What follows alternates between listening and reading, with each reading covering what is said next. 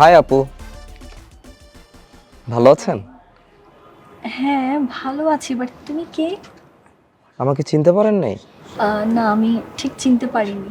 সেদিন লাগেজ নিয়ে আপনাকে উপকার করলাম। ও, সে লেবার। হ্যাঁ হ্যাঁ, মনে পড়েছে, মনে পড়েছে। কেমন আছো তুমি? আমি ভালো আছি, আপনি ভালো আছেন? হ্যাঁ, আমি আলহামদুলিল্লাহ ভালো আছি। এত রাতটা ছাদে কি করতেছেন আপু? কেন? ছাদে এত রাতে কোনো সমস্যা? কোনো সমস্যা না, এই জিজ্ঞাসা করলাম। ও, তোমাদের এখানকার নিয়ম কারণ আমি বাবা আবার বুঝি না। আপু একটা কথা ছিল। হ্যাঁ, বলো। শুনছি আমেরিকান মেয়েদেরকে বিয়ে করলে নাকি আমেরিকাতে নিয়ে যায়, ঘটনা কি সত্য? কথাটা একদম সত্য, তুমি ঠিকই শুনেছো। আপু আর একটা কথা শুনছি, আমেরিকান মেয়েরা নাকি একজনের সাথে বেশি দিন সংসার করে না, এই ঘটনাও কি সত্য? ব্যাপারটা আসলে ওরকম না। কারণ দেখো, আমাদের দেশে যেটা হয়, একটা ছেলেই ইনকাম করে, অ্যান্ড সেই ছেলেই কিন্তু এন্টায়ার ফ্যামিলির দায়িত্বটা নেয়। মেয়েরা কিন্তু খুব একটা পার্টিসিপেট করে না। বাট আমেরিকাতে যেটা হয়, সেখানে ছেলেও ইনকাম করে, মেয়েও ইনকাম করে, দুজনেই কিন্তু পার্টিসিপেট করে, তারা ফ্রিডম ফ্রিক। সো কোনো কারণে যদি আন্ডারস্ট্যান্ডিং না হয়, তারা কিন্তু একসাথে থাকে না, সেপারেট হয়ে যায়, ডিভোর্স দিয়ে দেয়। দেন যদি কাউকে ভালো লাগে, তারা আবার রিম্যারেজ করে, এবং ওরা কেউ কারো এই ব্যাপারগুলো নিয়ে বদার্ডও না, ইন্টারফেয়ারও করে না। সো দ্যাটস ভেরি ন্যাচারাল দেয়ার। আচ্ছা আপু, আপনার পরিচিত আমেরিকান ডিভোর্সি কোনো মেয়ে নাই? বয়স যতই হোক ওটা কোনো সমস্যা না, বয়সের বারে যদি সে চলতে নাও পারে আমি তার দায়িত্ব নেব আপু। বয়স হলে তারা বয়ফ্রেন্ড রাখে, বাট বিয়ে করে না। আচ্ছা আপু, আমেরিকান কোনো মহিলার নাম্বার কি আমাকে দিতে পারবেন? আমেরিকার মহিলার নাম্বার দিয়ে তুমি কি করবে?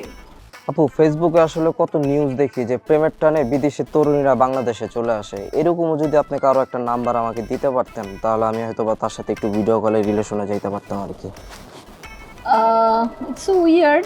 যাই হোক, তুমি যদি এরকম করে রিলেশন করতে চাও, তাহলে ফেসবুক আছে, টুইটার আছে, ইনস্টাগ্রাম আছে, তুমি ট্রাই করে দেখতে পারো।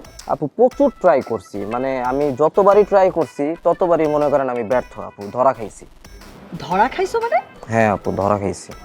আর দুঃখের কথা আপু, বিষয়টা হয়েছে কি, ফেসবুকে একজনের সাথে আমার রিলেশন হয়েছিল বুঝছেন, সে আমেরিকান আর্মিতে জব করে। তো খুব ভালোই যাচ্ছিল সব কিছু। তো তার সাথে আমার সবসময় চ্যাটিং হতো।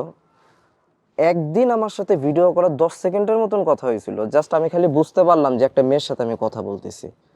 তো তারপরেও আমার ভালোই লাগতেছিল। তো একদিন সে আমাকে হঠাৎ করে বলল সে বাংলাদেশে আসবে। এটা শোনার পর তো আমি খুব খুশি, মানে আমার থেকে খুশি তো আর কেউ নাই। তো তারপরে 2-3 দিন পরে আমাকে মানে চিটাগং এয়ারপোর্ট থেকে মেসেজ দিছে যে সে আসছে, তার কিছু মানে মালপত্র এগুলি আটকায় রাখছে কাস্টমে। তো তারপর আমাকে বললো যে 25,000 টাকা লাগবে এটা বের করতে।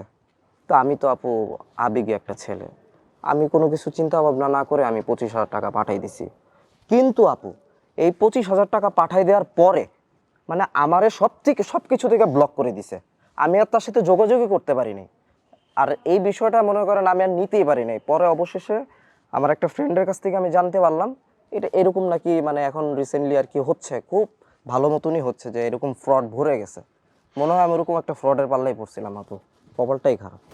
ঠিক বলেছো তুমি, তুমি ফ্রডের পাল্লাই পড়েছো।